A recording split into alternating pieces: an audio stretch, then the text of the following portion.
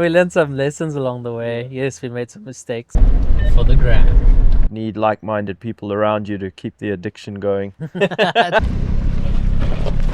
I knew I had to go back and earn my stripes, but we wanted to take it further. And I just looked at this mess and I was like, where's the sat phone? If anybody watches and thinks that we're dumbasses or foolish, that foolishness made this video possible.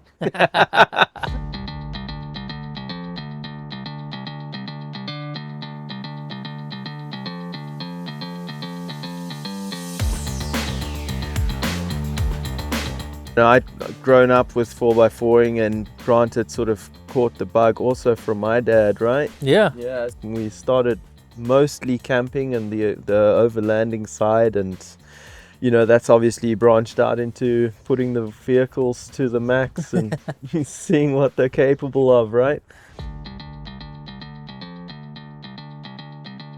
I am married to James's cousin. We are cousins-in-law. Yeah.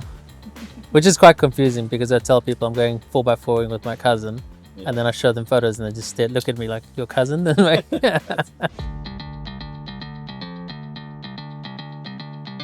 So I bought the Jimny in September 2021, and I'm pretty sure yours is like December 2021, like a couple of months later. This is something I've been wanting to do for a long time, was have an adventure vehicle, and yeah, fortuitous we had it at around about the same time. And you know, when you're getting into a serious camping and 4x4 buzz, you kind of need like-minded people around you to keep the addiction going.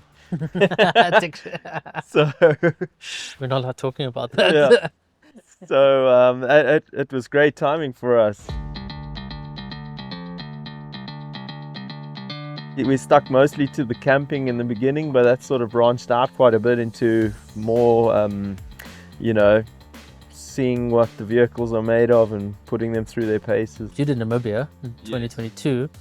I went to the Jimny gathering the following year, 2023. It was only really after that it really took off. Yeah. Even if we're out camping, we try and find a side mission somewhere. Yeah, definitely. You know, as much as we like putting the vehicles to the test, I think for me the main thing is just getting out into the wild, you know, getting that feeling of freedom out there where the roads aren't tarred. And we were trying to put an epic mission together, you know, thought, well, now it was time to tackle bots, getting bookings and all of that. It was just getting very complicated to put together, and we decided, well, Namibia is always a blast.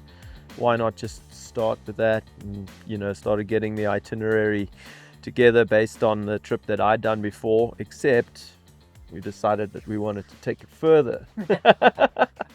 Because, you know, as much sightseeing as there is to do in Namibia and all these cool places you can visit, there's always a little side road calling your name, saying just go down there, do this little mission and stuff. The legendary Zyls Pass is a bucket list Namibia rite of passage in a way, you know, something that I'd experienced as a passenger as a kid, and something that I knew I had to go back and earn my stripes by doing that. So that was a big focus on the trip, was getting Zyls down and dusted. I'm going to admit that I was not 100% there for Zyls. Yeah. I thought it would be a cool experience, and I was going to take it as it comes and on the day make a call type of thing. How's the rig feeling? How am I feeling? Yeah. So thanks for pushing me to go. Well, there was talk of the TrailPod going over at one point, but what I really enjoyed about it was Namibia is, in this year, in 2025, was not the Namibia of previous years. You know, they had rain that washed out a lot of tracks. Basically anything that had a bit of a slope to it was washed down to the bedrock almost. So roads that previously were easy to drive are now almost impossible to drive, you know, as was our experience in Zyls. Getting there was almost as hard as doing the trail, if not harder in some sections. One of my most enjoyable parts of it all was speaking to fellow travelers on the road, saying what can we drive, what's possible, because even 3 days before we were near Van Zyls, there was talk that it wasn't drivable, and that was kind of got me very nervous. And then the thought of not being able to do it was crazy. But following up with people, everybody we saw at camp in the various places, just got information from them, and we live in this age of Googling everything, mapping everything. That didn't help you out here. You didn't know what the roads were going to be doing. Stephen, he said no, that someone had gone there out of his family and they couldn't make it. And then we tried calling ahead to Pooper to find out, and they couldn't tell us much. Yeah. And it was just that guy in his Land Cruiser. No, I was very lucky we ran into him. Yeah. Different vehicles and rigged quite differently too. The FJ loves Namibia. It eats up those dirt roads. Any speed you like, it's gonna handle it. That's part of the reason I enjoy taking it to Namibia, is just winding it up on those roads. Obviously it's still stock as far as suspension and clearance is concerned. It's got big tackies on it, but it was scraping its ass on the road a fair bit.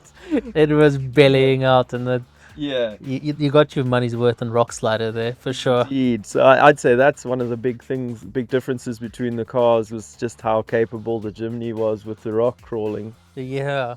Yeah, massive amounts of clearance. The tires, I mean, some of the stuff, you took the hardest line that was possible. I was like, go right, and you were like, I'm going this way. Car says I'm going this way. I was like, well, do it, man. You're fine. So yeah, I was literally watching you take the most difficult lines on some of that stuff, and I was just like, wow, just not a problem at all for that rig. I feel like I'm fooling people. That's the problem. Like, people have been asking me, what's Van Zyls like? I'm like, it was kind of a walk in some way. Yeah. Barring that one where I just felt completely uncomfortable off camber. Yeah. And I think it like triggered that feeling of being on my side. Yeah. With the FJ being stock and not, massively lifted or anything, it's just amazing what you can do with proper spotting, my man. Oh, yeah. Just picking the correct line. I think we did the hardest sections of Van Zyls without it touching. Nothing touched underneath. And when you look down those, gullies and, complete washouts, you think, how on earth could a car without a lift get through there without even touching? It's quite amazing. It's so essential to have somebody who knows what they're doing outside the vehicle, and someone who at least has half a clue inside the vehicle. Someone who can follow orders inside the vehicle, and someone with a lot of trust. Yeah, exactly. Yeah, the trust is built up over time. Yeah. You don't just go and take Van Zyls on with a random person. We did the work, got to that point, scraped bellies along other routes, or I lost a tow hitch plug at Tierkloof, which is minimal damage, but you build up that trust over time, and getting to know his car and how he knows my car is easy for the lines to be picked. One big part about successful spotting is the ability to talk to each other. Yeah. When someone's in the car and someone's outside the car. So we luckily got sponsored radios from M-Tech, and we had handhelds and in-car radios with a Whipper aerial, and it actually saved us a lot of times. I mean, it's nice to just be able to spot, give updates on the road ahead. There's an animal sighting. You kind of keep the spirit alive by being able to talk to each other, rather than, as you say, just rolling around, somebody else's dust. Getting to camp and saying, how was your drive? Yeah. As if you weren't next to each other the entire time. Namibia is a different place at the moment this year, with different conditions, lots more water than, I think, what was this, the first time in almost 2 decades that they had proper rain. That local knowledge was very important, but there were still curveballs along the way that we couldn't have expected. No. Traditionally speaking, Namibian dry riverbed sort of trails are nice and sandy, and you can ride along quite sedately, but in this situation there were a lot of rocks. when the opportunity to drive a bit faster was there, we perhaps made some errors. And we learned some lessons along the way. Yes, we made some mistakes. Doing it for the gram is not always the best thing to do. True. Safe following distance. Yeah, safe following distance. Might be another one. Probably not a good idea to follow each other in a riverbed of water. Yeah. But ultimately, we had fun. We survived. Yeah. And there was no calls via the satellite phone to say, yeah, we messed up. Yeah. What I do next time is, I think, not underestimate the environment and expect the worst. If you sort of put in that situation, you think, oh, well, I'm going to get out on this next little rev here. Yeah. No, you're not. No. We got stuck at lunchtime. We should probably have sat down and actually Had eaten lunch. Yeah. and then gone, okay, this is the situation. What should we do? What I do differently would definitely be to just take more time, do it right the first time. You know, just don't dig the hole deeper. There was one moment when I looked over and James was in the FJ telling me he's got crawl mode activated and it was spinning like slowly and trying to get out. And I looked over and the rest of the crew was busy digging underneath the Jimny, and I just looked at this mess and I was like, okay, here we go. Where's the sat phone? And then Mike went, I'm in charge. I'm in charge.